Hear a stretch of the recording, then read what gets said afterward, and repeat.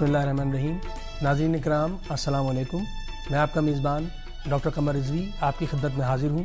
ناظرین، پاکستان ٹیلی ویژن نے سر آغا خان سوئم کی یاد میں آج اس خصوصی پروگرام کا انعقاد کیا ہے.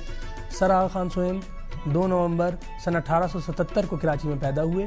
آپ کے والد آغا علی شاہ المعروف آغا خان دوئم اور والدہ نواب عالیہ شمس الملک تھیں، جو کہ فتح علی قاجار شاہ ایران کی نسل میں سے تھیں. 1906 میں شملہ وفد کی رہنمائی ہو، آل انڈیا مسلم لیگ کی اساس رکھی جا رہی ہو اور اس کی قیادت ہو، پرائیوی کونسل کی membership who, league of nations کی ممبرشپ ہو اور اس کی قیادت ہو. ہم دیکھتے ہیں کہ ہر جگہ سر آغا خان سوئم ایک وائبرنٹ اور انتہائی ڈائنامک شخصیت کے حامل نظر آتے ہیں.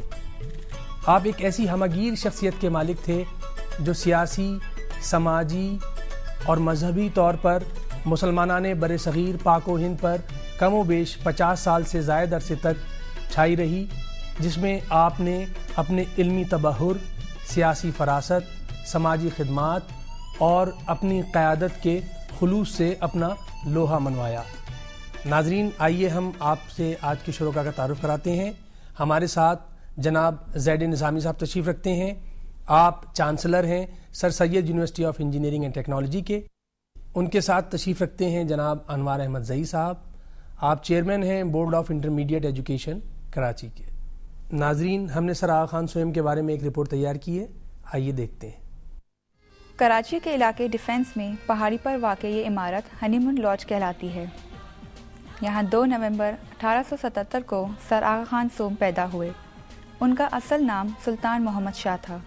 ڈاکٹروں کا خیال تھا کہ آپ زیادہ سے زیادہ 25 برس زندہ رہ سکیں گے، لیکن قدرت نے آپ کو 80 برس کی عمر عطا کی. سر آغا خان سوئم کا تعلق ایران کے ایک مذہبی خانوادے سے تھا. آپ کے دادا آغا حسن علی شاہ اسماعیلیوں کے 46ویں امام تھے. وہ ایران کے صوبے کرمان کے گورنر رہے. انہیں شاہ ایران نے آغا خان اول اور انگریزوں نے ہز ہائنس کے خطابات دیے. وہ ایران سے جنوبی ایشیا منتقل ہوئے. آپ کے والد آغا علی شاہ 1881 میں اسماعیلیوں کے 47ویں امام بنے. ان کی وفات 1885 میں ہوئی.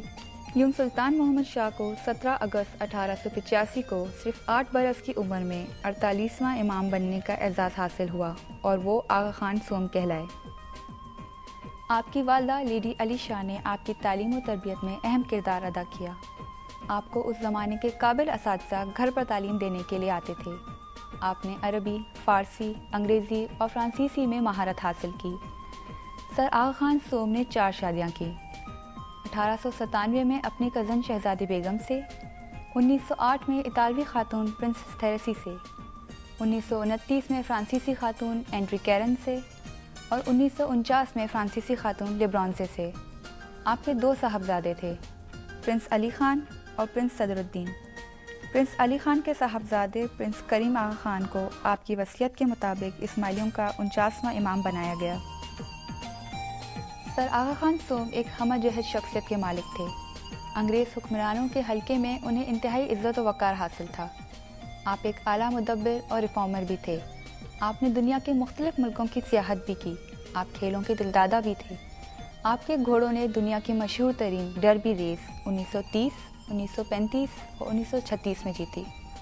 سر آغا خان 1896 اور 1897 میں MAO کالج علی گڑھ آئے، جہاں آپ کی ملاقات سر سید احمد خان اور نواب محسن الملک سے ہوئی. شاید انہی ملاقاتوں میں آپ نے سر سید کے ادھورے کاموں کو پایہ تکمیل تک پہنچانے کا عزم کر لیا تھا. سر آغا خان سوئم کو 1898 میں ملکہ وکٹوریہ نے سر کے خطاب سے نوازا. آپ 1902 میں جنوبی ایشیا کی سیاست کے افق پر نمودار ہوئے. اس وقت آپ کی عمر صرف 25 برس تھی. ہندوستان کے وائس رائے لارڈ کرزن نے سر آغا خان سوئم کو اس سال امپیریل لیجسلیٹو کونسل میں شامل کیا. آپ اس کونسل کے سب سے کم عمر رکن تھے. آپ اس عہدے پر 1904 تک فائز رہے. آپ نے 1902 میں دہلی میں منعقدہ آل انڈین محمدن ایجوکیشنل کانفرنس کی صدارت کی. یہ پہلا موقع تھا جب آپ قومی سیاست کے افق پر جلوہ گر ہوئے. علی گڑھ مسلم یونیورسٹی نے نہ صرف جنوبی ایشیا کے مسلمانوں کو شعور و آگہی بخشی، بلکہ تحریک پاکستان کے دشوار سفر کو بھی آسان بنایا. سر آغا خان کو 1947 میں پاکستان کی شہریت کی پیشکش کی گئی جو انہوں نے قبول کر لی۔ 1949 میں ایران کی حکومت نے بھی ایسی ہی پیشکش کی۔ 1951 میں کراچی میں ہونے والے ایک اجلاس میں آپ نے پاکستان کو مسلم امہ سے قریب لانے کے لیے عربی کو ملک کی سرکاری اور قومی زبان بنانے کی تجویز پیش کی۔ آپ کو ایران، شام اور انڈونیشیا نے اپنے ملک کے اعلیٰ اعزاز سے نوازا۔ سر آغا خان کی امامت کی سلور جوبلی 1910 اور گولڈن جوبلی 1935 میں ہوئی۔ آپ کی پلیٹینم جوبلی تقریب کا اہتمام 3 فروری 1954 کو آغا خان جیم خانہ کراچی میں کیا گیا۔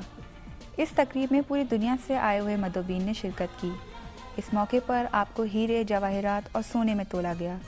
آپ نے ان تمام اشیاء کو اسماعیلیوں کی فلاح و بہبود کے لیے وقف کر دیا۔ From the bottom of my heart, I thank and bless with all the love and affection of the 60 years of intimate, perhaps more than a family affection and relations. I will just say a short sentence. سر آغا خان نے 11 جولائی 1957 کو تقریباً 80 برس کی عمر میں Switzerland کے شہر Geneva کے برکت محل میں وفات پائی۔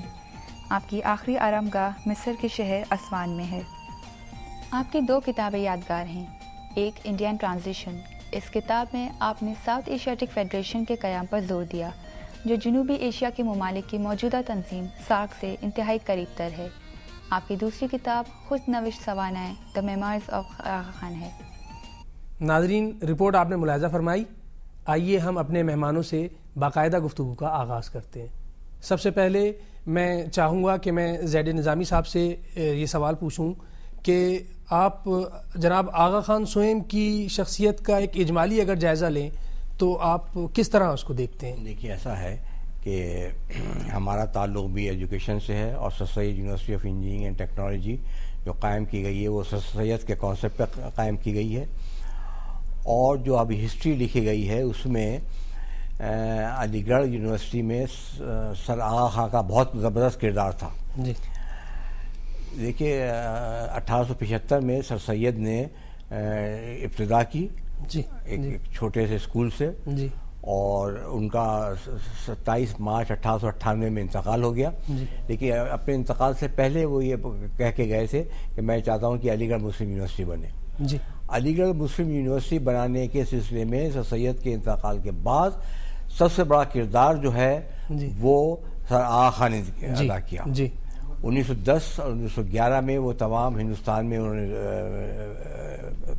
گئے جی اور مسلمانوں کو تبلیغ کی۔ جی اس کے علاوہ جو ایک علی گڑھ مسلم یونیورسٹی قائم کرنے کے لیے جو کمیٹی بنی تھی اس کے وہ صدر تھے، اور نواب وقار الملک اس کے سیکرٹری تھے۔ جی جی تو 1910 اور 1911 میں انہوں نے بہت پورے ہندوستان میں دورے کیے، جی اور 1920 میں علی گڑھ مسلم یونیورسٹی کا ایکٹ پاس ہوا اسمبلی سے، جی اور اس میں سر آغا خان کا بہت زبردست کردار تھا۔ جی اور یہ آپ دیکھیے کہ سر آغا خان نے اس چندہ جمع کیے اس کے اس زمانے میں، آپ سمجھ سکتے ہیں 1920 سے پہلے، اور علی گڑھ مسلم یونیورسٹی کے چندہ جمع کیے، اور 29 لاکھ انہوں نے روپے جمع کیے۔ جی جی 29 لاکھ میں سے 1,20,000 روپے ان کا اپنے پرسنل پاکٹ سے تھا۔